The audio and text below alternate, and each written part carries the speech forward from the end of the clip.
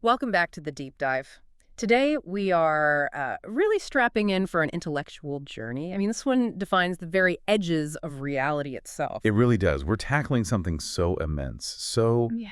absolute, that it kind of forces you to rethink everything: scale, time, existence, even, ultimate accountability. Exactly. The sources we're working with today, they go deep into the absolute nature of the divine. They look really closely at the relationship between an infinite, self-existent God, the whole I will be what I will be concept, The anchor of reality. and the finite system, Yeah. creation, space, time. And this dive, it goes from that just mind-boggling scale of the creator all the way down to a really detailed timeline for final judgment. Yeah, it lays out a whole system.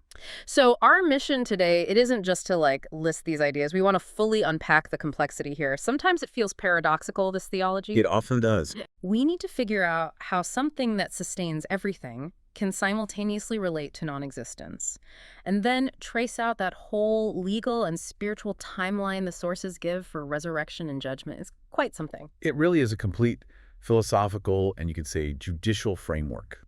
And we should probably start with that core paradox, the one that kind of sets the stage immediately. It's a bit dizzying, actually. A scale paradox. Yeah. Yeah.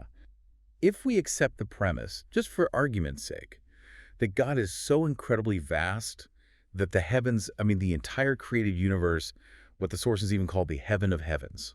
Right, even that can't contain him. Exactly. If that's the case, then why do we even talk about things like human-built structures, like the temple in Jerusalem? How does that fit with divine presence? It's that ultimate clash, isn't it? Contained versus uncontained existence. You see it right there in the text, 2 Chronicles. It asks, who is able to build him a house, seeing the heaven and the heaven of heavens cannot contain him? And the New Testament echoes it. Acts says, the God who made everything, Lord of heaven and earth, well, he does not dwell in temples made with hands. As though he needed anything. Yeah, it hits you straight away. It's fundamental. It forces a kind of humility right from the start. It tells you that anything we build, whether it's a temple back then or, a particle accelerator today, or even some future Dyson sphere. Yeah, whatever we can imagine. It's just utterly insignificant compared to the being we're discussing. So that sheer scale, that's where we have to begin this deep dive. Okay, so when the sources define God's supremacy, the starting point, the absolute base, is that God alone is all. The source uses a specific Korean term, jandoyo. Janbuisida, meaning he is all. He's the ultimate true existence, the only thing that, fundamentally has to be. Everything else is contingent. And that self-existent nature, that's what makes him totally transcendent, right? If he's the source of reality itself. Then reality, time and space-gate, as the sources put it, can't possibly limit him. It can't contain him. He comes before it. He's bigger than the medium itself. So if time and space can't hold him, how does he interact with creation? We mentioned the temple. Right.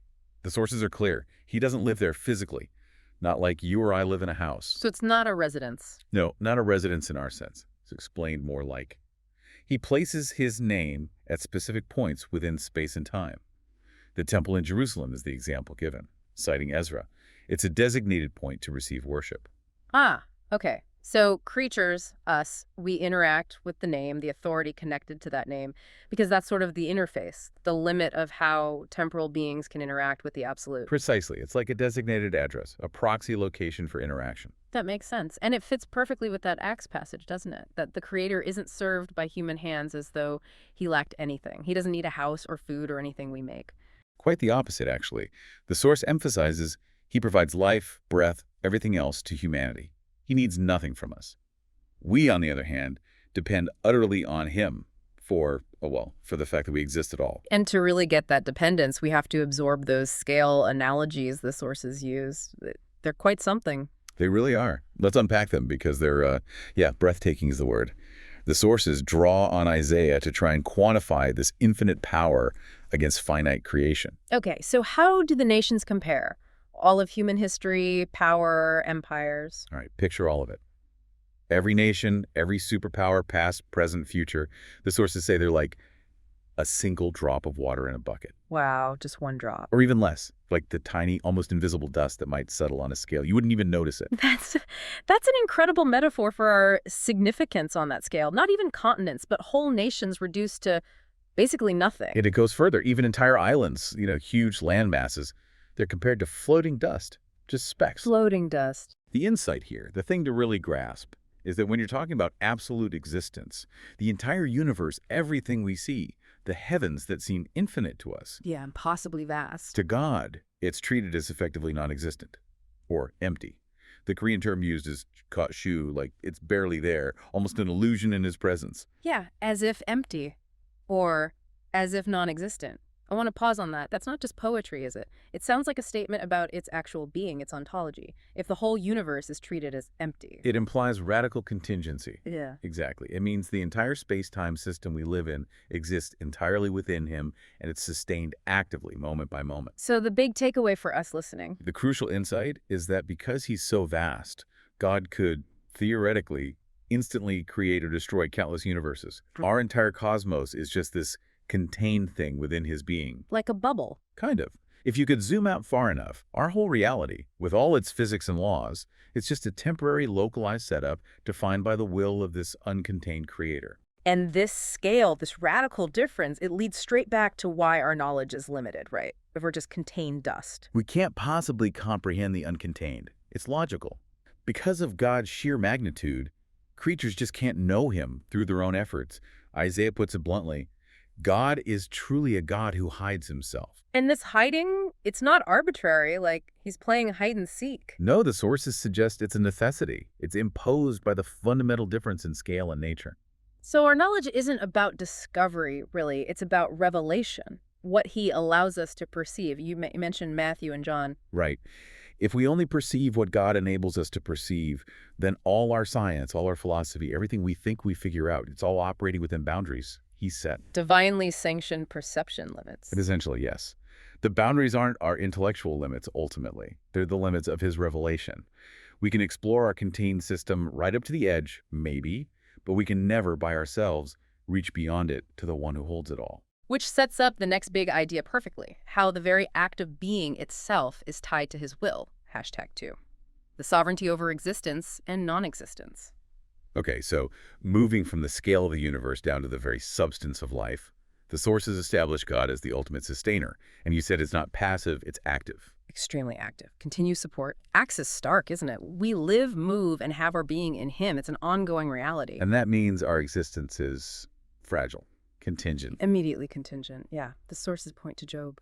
It explains what would happen if God just withdrew his attention, so to speak. If he focused his spirit, his breath, only on himself. What happens? All flesh, everything living would instantly perish. Yeah. Just gone, return to dust. Or, maybe more accurately, return to non-existence. Our very breath isn't really ours, it's on loan. Wow. Okay, and that makes our own ability to create, well, secondary, doesn't it, if we're products of this sustained system? Then anything we create is also entirely dependent on him. We can only build or make what God enables us to. Is that the point in Hebrews? About every house having a builder? Exactly. Every house has a builder, but the builder of all things is God. Think about it. Even powerful beings like angels, described as ministering spirits, they only act or create when commanded. And if God sustains the existence of the creator, be it human or angel, then he can't be limited or confined by anything created. Precisely. It loops right back to that temple paradox. He sustains the container, so he can never, ever be contained by it. Makes sense, right? It does. Okay, let's really spend some time on this next bit, because it's maybe the most complex idea in the whole deep dive. The status of non-existence. You mentioned it's critical. It is, and it's easy to misunderstand. For us, non-existence is just nothing, a void, the opposite of existence. But that's not how the sources describe it for God. Not at all. For God, non-existence, John, is described as a state that is always present within him. It's not some external emptiness he works around. Within him, so it's not outside, it's inside. It's portrayed as a subservient state under his absolute control. Think of it like another tool in his toolkit, maybe. Okay, so if existence is something God wills into being, then non-existence is also a willed, managed state. It's not chaos, it's controlled. So like a tool, he can use it. It's presented as the ultimate tool of his sovereignty, yeah. The sources stress that God can call things back from non-existence into existence anytime he wants. Like flicking a switch. Almost. It means both states, being and not being, are completely subject to his will. Isaiah is used as the proof text here. I will work, and who can hinder it? Nothing can resist his call, either way. from non-existence to existence or back again. This really demands a kind of intellectual humility from us, doesn't it? As temporal creatures, the sources say flat out, if we exist only in time, we just cannot know how God views it versus is not. Why is that view blocked for us? Well, think about our structure. We're creatures of dimension, of sequence, of time. Our whole consciousness is built around navigating existence, moving from one moment to the next. The stability of our minds seems to depend on these fixed boundaries of Angyao. So grasping his perspective on Jen. Could truly grasp that absolute sovereignty over non-existence, where it's just another state he manages. It would likely shatter our whole way of understanding reality. Yeah. Our temporal framework can't handle it. Only God has that absolute viewpoint. Which brings us back to why God hides himself. You mentioned Isaiah again. It's not just scale, it's protective, especially with free will in the mix. Seems so. Free will is granted, yes. But the sources argue that any creature whose will isn't yet perfected, meaning perfectly aligned with God's will, still have the potential for sin, for misalignment. And that potential is the danger. That potential seems to be the key barrier. Because what happens if an imperfect being, something with even the potential for sin, sees the absolute, unfiltered divine presence? Uh-oh. Doesn't sound good. They can't survive it. The sources cite Exodus. You cannot see my face, for no one may see me and live. Creatures with that potential for sin, they'd likely be annihilation. Annihilated just by seeing him. The sheer, unmediated presence of absolute, perfect existence seems to act like a destructive force against anything containing imperfection, even potential imperfection. So the hiding isn't a test, it's preservation. It allows creatures time, perhaps, to perfect their will without being instantly vaporized by contact with infinity. So the potential to sin means God has to hide, not just for, future judgment, but for immediate physical protection. Wow, that puts a huge weight on the next section, doesn't it?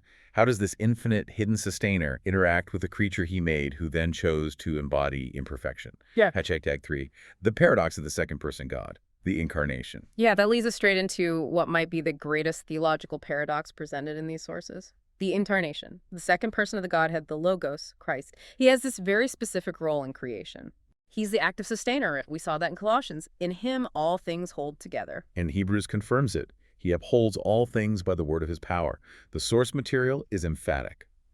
Without the second-person God actively doing this, the whole contained system, space, time, everything would just instantly cease. It would dissolve back into the Tion. Okay, so he's holding reality together. Now consider the mystery of the great emptying. The sources use the term thamkoyu, emptying himself.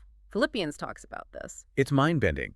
The Logos, the very being who is sustaining infinite reality, chooses to become a creature within that reality he's sustaining. It's not just profound, it feels logically impossible. But necessary, according to the sources. This radical self-limitation, this emptying, was apparently the only way that creatures like us, bound by time and imperfection, could actually witness God directly without being annihilated. Ah, so it connects back to the hiding. This is the unhiding, but in a safe form. Exactly.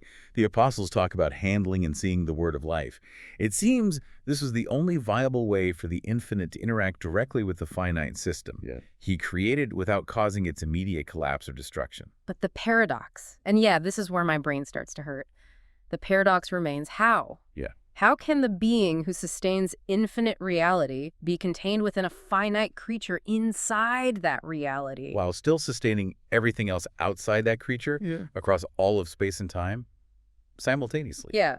It feels like trying to fit the ocean into a teacup, but the teacup also needs the ocean outside it to even exist. It does seem like a mathematical or logical impossibility from our perspective. And the source material acknowledges this directly. It states that this reconciliation, how this actually works, is an unknowable mystery to creatures who exist only in time. So we just can't get it. Our temporal minds can't compute infinity inside finitude while maintaining infinity outside. That seems to be the message.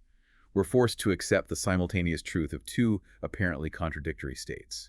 He's fully contained, and he's fully uncontained, sustaining all things. It's beyond our framework. And this paradox becomes incredibly sharp, almost painful when we think about the suffering on the cross. The sources raise this really profound, speculative question. It cuts right to the heart of his two natures. How did the infinite, uncontained second-person God actually experience the cross? Yeah, think about pain. Physical pain, emotional suffering, the sheer horror of crucifixion, that's creaturely pain. Did it feel the same to the eternal, absolute being as it did to the human Jesus he inhabited? We only see the human side, obviously. Right. We perceive the creaturely experience, but the sources push us. Did his eternal nature experience that suffering differently? Maybe. Maybe on an infinitely deeper level of endurance or reality. We can't know. And then there's that cry from the cross, my God, why have you forsaken me? That moment of abandonment. If the second person God is the one actively holding reality together. Logically, that moment of perceived separation, that disruption in the divine unity, shouldn't that have caused everything to just stop, dissolve back into challenging instantly? Yeah, the lights should have gone out across the universe. But they didn't. Reality persisted. The sun kept shining, relatively speaking. The stars stayed put. Space and time didn't implode. So that persistence, the fact that reality didn't end. That persistence itself proves, in a way, that the sustaining function, while intimately tied to the logos, was somehow protected or separated from his creaturely experience of suffering and abandonment. His infinite nature, even in that moment of ultimate human despair, must have continued its primary cosmological job, uninterrupted. That has to be the ultimate demonstration of the two natures operating simultaneously, even if we can't fathom how. It seems so. The sources conclude we just cannot truly know the full meaning of his infinite sustaining work, or precisely how the cross registered in his eternal state. We grasp the creaturely parts because we are creatures. It becomes a point where logic hits a wall, and faith, based on the revealed impossibility, has to take over. #4, the doctrine of resurrection and judgment. Okay, so we've established this absolute sovereignty over existence, non-existence, even the paradox of the incarnation. Now we shift gears, but it's all built on that foundation. We move to the highly defined, almost legalistic timeline for creaturely accountability. Right, the doctrine of resurrection and judgment. And the entire system really hinges on that absolute sovereignty we've been discussing. The sources actually use that classic challenge from the Sadducees, the ones who didn't believe in resurrection, about the woman with 7 husbands. Remember that in Luke. Yeah, whose husband is she in the resurrection? Exactly. And Jesus's answer is foundational for this whole section. To God, he says, all people, Abraham, Isaac, Jacob, they are alive, because he's the God of the living, not the dead. And the source material dives into why Jesus could say, to God, all are alive. It offers 2 main interpretations, and they're both quite compelling. It's worth distinguishing them. Okay, let's take interpretation 1 first. This one focuses on the soul. Interpretation 1 suggests that, from God's perspective, every individual human soul is still technically alive or in existence because it hasn't yet faced the second death. That's the ultimate annihilation talked about in Matthew, where both soul and body are destroyed. So even though the body returned to dust, to non-existence, The soul is still in some kind of holding state, awaiting that final definitive judgment. So from God's eternal viewpoint, they haven't been fully processed yet. They're still on the books, still alive in the sense of being accountable entities. If they were already fully annihilated, saying they are alive to God wouldn't make much sense. okay, that's one way. What's interpretation 2? It sounds a bit tighter theologically. It is. Interpretation 2 focuses more on faithfulness, on judicial status, rather than the literal state of every single soul. It argues that only those who obey God, those destined for eternal life, are the ones considered truly alive in his eyes. So alive means judicially approved for continued existence. Essentially, yes. It's about their standing before him. Those destined for the lake of fire, the source uses that phrase, Jado Grong. Those who will return to non-existence people like the Sadducees who denied resurrection and thus God's ultimate authority. They're already considered dead, even while they're walking around. Judicially dead, marked for non-existence from God's perspective. The source points to passages like 1 Timothy and Ephesians, talking about being dead in trespasses. So when Jesus says God is the God of Abraham, Isaac, and Jacob, he means he's the God of the faithful, the ones he intends to sustain eternally. He doesn't necessarily claim active lordship over things. He ultimately plans to annihilate. They're already marked for Grung. That makes sense. It links God's identity to his eternal plan. And crucially, this distinction helps understand the status of the dead, who are often described in Scripture as sleeping, like in 1 Corinthians. Right, asleep in Christ. Now, the sources acknowledge passages that seem to suggest consciousness after death, like the rich man and Lazarus story in Luke. But the core argument being made is that, regardless of any intermediate state, no one can be suffering the full penalty or punishment yet. Why not? If they're wicked, why delay the punishment? Because of a crucial judicial requirement. The standards for judgment itself hasn't been officially ratified yet. The commandment needs to be confirmed. Confirmed. What does that mean? Why does God's law need confirming? It comes back to divine justice and love. The sources argue that if the commandment was actually impossible for humans to keep, then God wouldn't be loving or just in condemning people for breaking it. Remember the challenge in Job? Satan basically says people only obey God for selfish reasons. So God needs to prove the commandment is righteous and can be kept. Exactly. To be perfectly just, God needs to publicly demonstrate that the commandment isn't an impossible standard, but the perfect, achievable path for eternal existence, chosen freely by perfected wills. Okay, so how is it confirmed? Who does the confirming? This is where the martyr witnesses come in. The young. According to the sources, a specific designated number of these individuals fulfill the commandment perfectly, even to the point of death. Their lives and death serve as the ultimate testimony that faithfulness is possible and true. They reference Revelation here. They are the living proof, or rather the resurrected proof. Precisely. Their resurrection becomes the linchpin. The first resurrection, called the better resurrection, applies specifically to these witnesses. Their resurrection publicly and undeniably confirms the commandment's validity. It establishes it, once and for all, as the righteous standard for all subsequent judgment. So the first resurrection isn't just about rewarding martyrs, it's a crucial legal event. It's primarily a judicial act, yes. It's the moment the perishable puts on imperishable, as Paul says, and it marks the formal shift, where the kingdoms of the world become the kingdom of Christ, according to Revelation. This act defines the law for the rest of eternity. And then those in the first resurrection, they reign with Christ. Yes, for 1,000 years in the New Jerusalem. Revelation describes this reign. And the sources make a point about the timeline here, noting figures like King David, for example, haven't ascended yet according to Acts, and will likely be part of this specific first resurrection event. It marks the start of Christ's established reign on earth. Okay, so the standard is set by the first resurrection. What happens next? Judgment time? Now the final judgment can properly begin. The rest of the dead, as Revelation calls them, they have to wait. Wait for what? They await the second resurrection, which happens at the end of that 1,000-year period. And that's when everyone else comes back. That's the general resurrection, yes. Yeah. It brings all remaining individuals back to face the great white throne judgment. This is the ultimate sorting. The final separation. It's the moment where everyone's still considered alive to God, everyone's still on the books, faces that now confirmed standard. And the sources confirm the two outcomes John describes. The resurrection of life for those who align with the standard. And the resurrection of judgment here for those who don't. Exactly. And the very final act. It's the ultimate cleanup. Annihilation. Sin itself, death, Hades, the state of being dead, all of it gets thrown into the lake of fire. Which the sources explicitly say is the second death. The second death. Annihilation. The return to absolute non-existence, Janaku. This permanently removes everything, every element, every being that opposes the existence willed and sustained by God. So the whole system comes full circle. Existence is a gift, sustained by the Logos, governed by a commandment now proven righteous, and the consequence for rejecting it is a return to that state of non-existence, Jada, from which everything temporal first arose. That's the complete picture the sources paint, from infinite scale to ultimate individual accountability. #shagged outro. Wow. Okay, this deep dive, it really has stretched from the absolute vastness of the creator's scale right down to the very precise geometry of divine justice. It covers enormous ground. So just to summarize the key distinctions we pulled out, God's scale is so infinite that compared to him, all of creation, our entire universe, space, time, it's regarded as almost empty, transient. And that leads to that really radical idea about existence itself.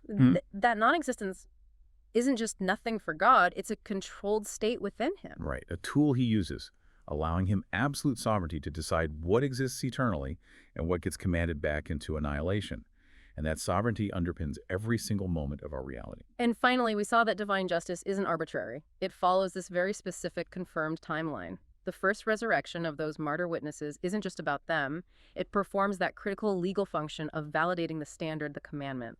Only after that confirmation can the 1,000-year reign really begin, followed by the second resurrection, and then that ultimate great white throne judgment, separating eternal life from the final return to Chia. It's a profound trajectory. It doesn't just define the cosmos, but maybe the reason why we live and move and exist right now and what our ultimate future state might be continued being or non-being. Yeah, it puts everything into a very specific context. So we want to leave you, our listener, with a final provocative thought. This comes straight from the implications of the source materials we've discussed today. Given that we as creatures can apparently only comprehend what God allows us to comprehend. And given that we cannot really know the true infinite meaning of how the second person God, the Logos, is sustaining everything, holding it all together. Then what specific immediate aspect of your daily temporal experience right now as you listen, maybe just the simple fact that your thoughts are coherent or that gravity is working consistently or even the feeling of warmth on your skin, which part of that is being actively sustained by that incomprehensible infinite power? Think about the miracle hidden in the completely mundane. What's holding your reality together right this second? Something to ponder.